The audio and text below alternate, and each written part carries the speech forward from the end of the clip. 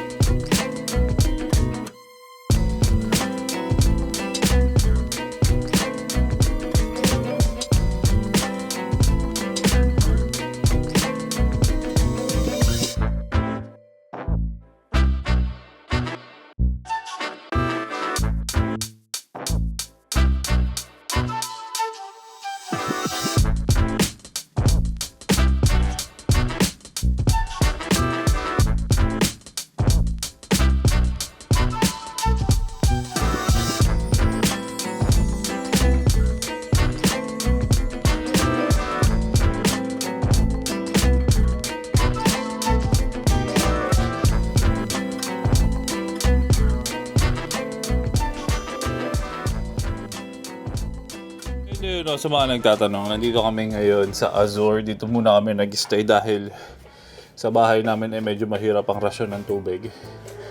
Kaya nag-decide na lang kami na maghanap ng mai-stayan na medyo komportable, no? Kasi kung walang baby, okay lang. Pero dahil nandiyan na si Desang, syempre kailangan namin ng supply ng tubig, no? So, dito kami ngayon ng ilang araw hanggang basta 3 araw ata. 3 araw ba? Promote mo na, link below. Yeah. Dito kami ng 3 araw. Tapos lilipat kami sa ibang condo naman na nirentahan din namin. And doon na kami mag-i-stay na for the rest ng stay namin dito sa Pinas. No? So kung gusto nyo magrenta, 2 bedroom to. Hanapin nyo na lang sa Airbnb. Hanapin nyo na lang siya doon. Eh, napakaganda ng view. Kita nyo naman. Yun. Ito ang view ng kwarto, no? Yes. Kaya tuwan-tuwa kami dahil yung pagdating namin, gabi kami dumating no? So, ang sarap lang. Ang daming lights dito. Ibang-iba sa itsura ng Nevada desert. Doon kasi walang greens dito. Ang sarap na mo makikita ang bubong. Pero madaming greens in fairness, no? So, ito yung master's bedroom nila. Dito kami natutulog. Si Kyle nandun sa kabila. And ayun, kung gusto nyo, naghahanap lang din kayo na may stay for a couple of weeks or one, pwede yan dito. No? Tapos, ganda-ganda pa ng view nyo kada gising nyo, building, sasakyan, puno, traffic, lahat nandito na. Kitang-kita rin yung airport dito, no? Grabe kasama yung traffic. So, kung nakikita nyo yun, hindi ko alam kung nakikita nyo yun basta, airport na yan. So, ano siya, accessible yung location niya, no? Kasi tabing Skyway. Pero, syempre, hindi naman mawawala yung traffic, no? Tabi lang siya na SM Puputan, no? So, yun. Ayan, kita-kita rin yung Manila Bay dito. Actually, lahat. Makati, BGC, kitang-kita dito. Dami nakikita dito, no? So, kayo na lang din tumingin para kung anong nakikita ko, makita nyo na rin. Kung magbabakasyon kayo, pwede kayo dito mag-stay, no? Weekly, short term, overnight, and kung ano-ano pa, no, pwede yan dito. Kung ayaw nyo mag-BGC, ito medyo malapit lang siya sa BGC. Tanaw na tanaw nyo dito yung BGC Makati, Pasay, Manila. Tanaw pa Manila, hindi ko alam, hindi na siguro. Kasi wala masyadong building. Pero kitang-kita dito yung Pasay, yung mga Okada. Ano bang tawag doon? Entertainment City ng Pilipinas, no? So, yun lang. Whew! Pagod ng salita. So, ayun na. So, ayun.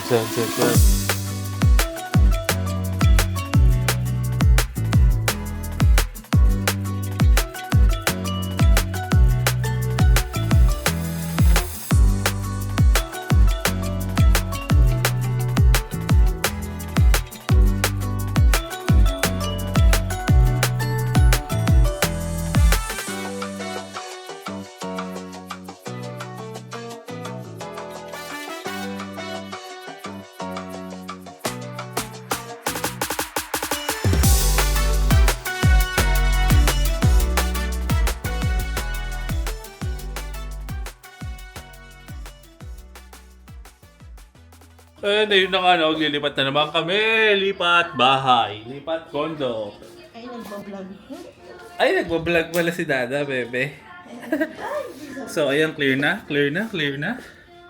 So, lilipat kami doon sa Paranaque pa rin naman, pero mas malapit na. So, kita-kisa lang ulit tayo doon.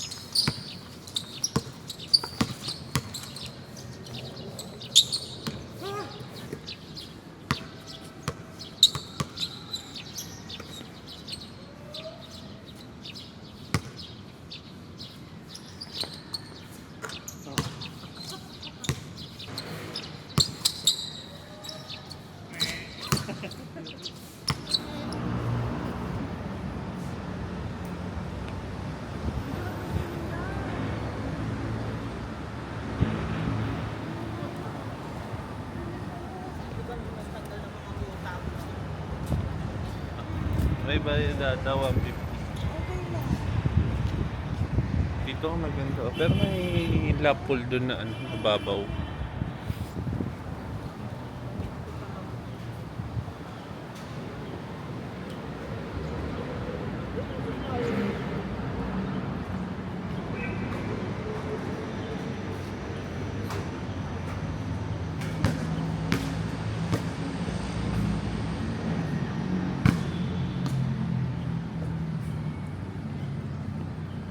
Ganda ng mga kulay ng swimming pool nila, no? Blue na blue. Dark blue kasi. Pero sana yung unit yung may pinapol. Yeah.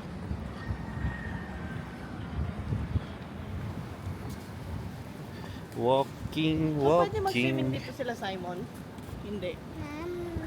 Hindi ata kailangan nakaguess. Oo. Ang sarap ng itsura. Oh. May waves.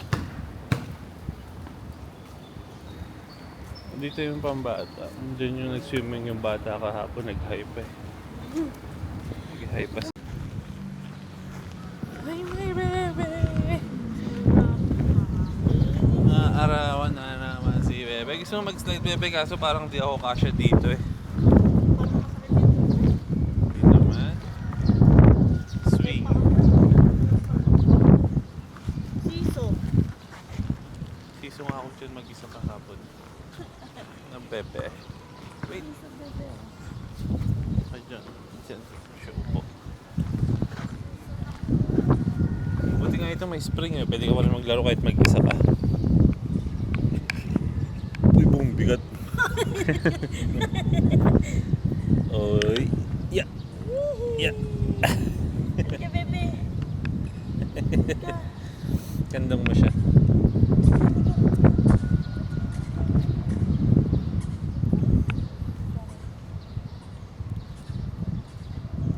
Bigat. Iya. Iya. Ikaw na mag-aamot sa amin. Iya. Iya. Yoo. Moink. Moink. Moink. Moink. Moink. Yesang. Wait. Dididin, dididin, dididin. Dididin, dididin, dididin. Hindi mo alam kung nag-e-enjoy yung ano. Dididin. Wa.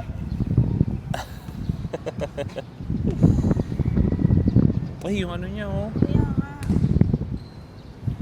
Bebe. Doon kayo sa swing naman.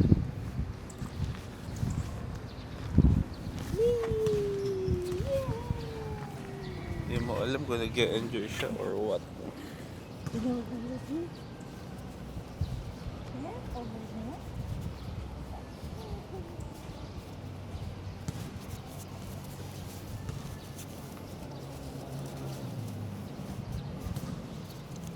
Okay, so good morning po, no? Ilang day na ba natin ngayon, love? Fourth day na po namin dito. Nakalipat na po kami ng ano, no? Ang aming ini-stayan na condo. And ayun yung dalawa. Eh, i-enjoy ka ba Des, ah? Parang hindi. Ako yung nag-i-enjoy.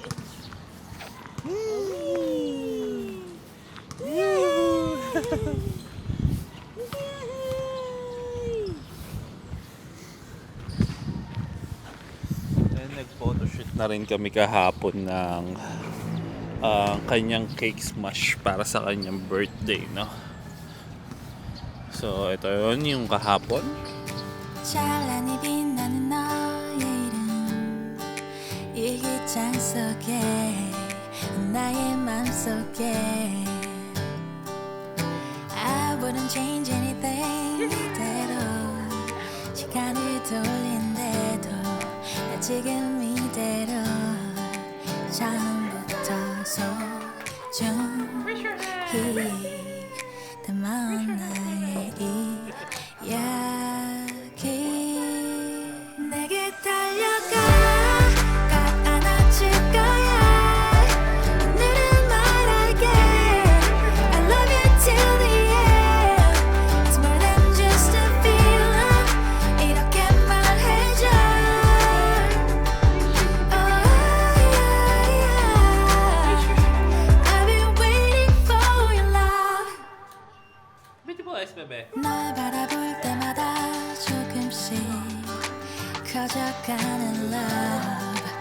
You have no idea.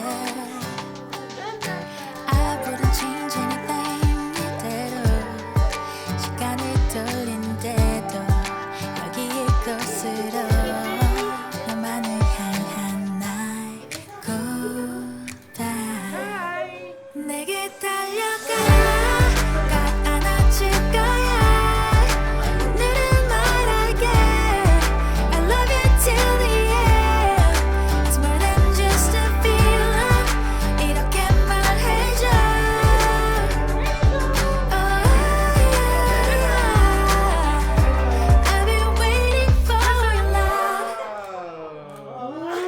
널 바라볼 때마다 조금씩 커져가는 love You have no idea I wouldn't change anything 이대로 시간을